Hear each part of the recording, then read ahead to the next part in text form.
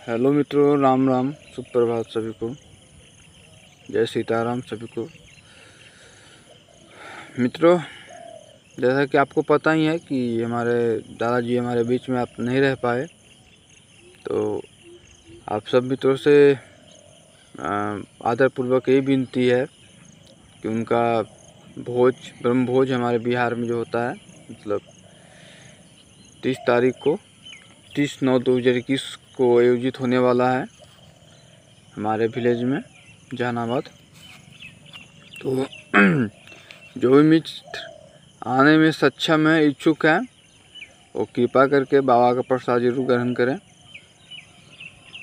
क्योंकि वो हमारे समाज के मार्गदर्शक रहे हैं शुरू से ही, और एक शिक्षक के रूप में ज़िंदगी उन्होंने व्यतीत किया। बिहार सरकार में प्रिंसिपल के बाद उन्होंने रिटायरमेंट लिया, तो एक ज़िंदगी उनके शिक्षक की ज़िंदगी उनकी रही, और काफ़ी संघर्षशील और मेहनती ज़िंदगी रही। 40 साल तक उन्होंने साइकिल से अपनी ज़िंदगी यापन किया। मतलब कहीं भी जाना था तो साइकिल से आते थे, जाते थे। पहले खेती करके जाते थे, पढ़ाते थे, फिर साइकिल से आते थे।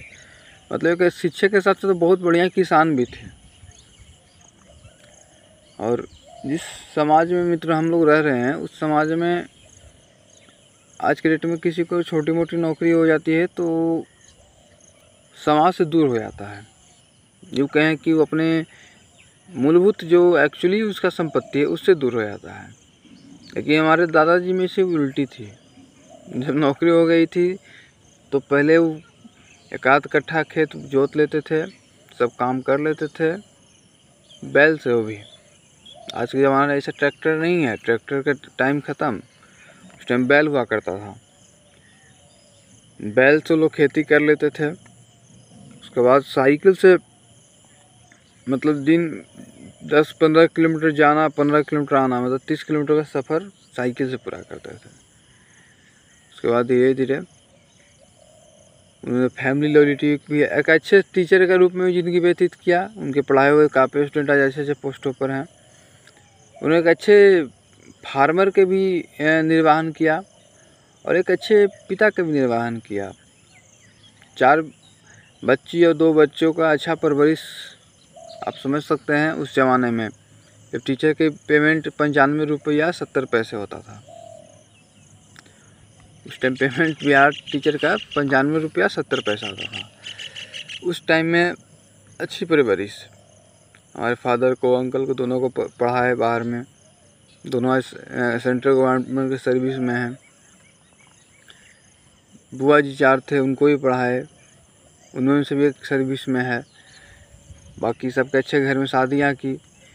तो ये चीज़ है कि इंसान तो मरता है, लेकिन उनकी यादें, उनके व्यक्तित्व कभी नहीं मरता है। तो मैं आप लोगों की ज़िंदगी में यही दरख्वास्त करूँगा तो मित्रों कि ज़िंदगी में कभी किसी के साथ गलत व्यवहार ना करें, क्योंकि मरने के बाद मैं देख रहा हूँ कि मेरे दरवाज़ा पर जितने लोग आ रहे हैं तो सब लोग के मुंह से ही निकल रहा है कि काफ़ी अच्छे इंसान थे, कभी किसको नुकसान नहीं पहुँचाए। जहाँ तक हुआ गरीबों को बना दिए, जहाँ तक हुआ किसी गरीब लड़की की बेटी की शादी करवा दिए, किसी किसान के यहाँ भोजन नहीं है तो भोजन का इंतजाम करवाए। इस तरह से काफ़ी सामाजिक आदमी थे और हम भी उसी रास्ते पे चल रहे हैं। अब बात आते हैं, दादाजी तो चले गए, अभी एग्ज़ाम भी आ गया है। भगवान के देखिए परीक्षा 2019 के जीडी के एग्ज़ाम के पहले 1 महीना पहले, मतलब 2019 के मेरा मार्च में एग्ज़ाम हुआ था और फरवरी में नाना जी चले गए थे। और इस बार जीडी के नवंबर में परीक्षा है, तो सितंबर में समझिए कि दादाजी चले गए हैं। मतलब जब जब जीडी 2 बार आया, दोनों बार दुख ही देखे गया है। दादा बहुत खुश थे जब जीडी के फिजिकल, सब जगह खुश फिजिकल निकलने पर थे, क्योंकि उनको लगता था माइंड में ना, पुराने आदमी थे, रिटर्न उनकी जानकारी नहीं थी कि रिटर्न पास क्या होता है, इसमें रिटर्न कैसे निकाला है, कि पहले होता है कि बाद में होता है। विलेज लाइफ में क्या था, मतलब माइंड सेट होता था कि अगर आप दौड़ निकाल लिए हैं तो आपका नौकरी समझ कि फौज में हो जाएगा। माइंड सेट विलेज लाइफ में ही है। आप लोगों के विलेज में माइंड सेट होगा। तो दौड़ सुबह सुबह जिस दिन रनिंग करने नहीं गलती से जा पाते थे, हम विलेज में रनिंग करते थे ना, उतनी वो हमसे बात नहीं करते थे। मुझे बहुत बुरा लगता था कि मैंने बहुत बड़ा पाप कर दिया, मैंने रनिंग नहीं किया है। लेकिन उनके डर से सिर्फ सुबह शाम हम रनिंग करना चालू किए थे। सुबह शाम रनिंग करना चालू, उससे बहुत डर लगता था। डर करने का मतलब इज्जत, क्योंकि जब उठ जाते थे और देखे कि नहीं रनिंग करेंगे तो चेहरा से चेहरा, आंखों से आँख नहीं मिला सकते थे उनसे आप। बहुत ज़बरदस्त आदमी, सिनेमा के उतने शौकीन थे। वो भी अमिताभ बच्चन के बहुत ज़बरदस्त शौकीन। शोले, सूर्यवंशम, सेट मैक्स पे मुझे नहीं लगता है कि वो 1000 बार से कम अपनी ज़िंदगी में देखे होंगे। बातें तो बहुत है मित्रों, कितना बात करें उनके बारे में। बात करेंगे तो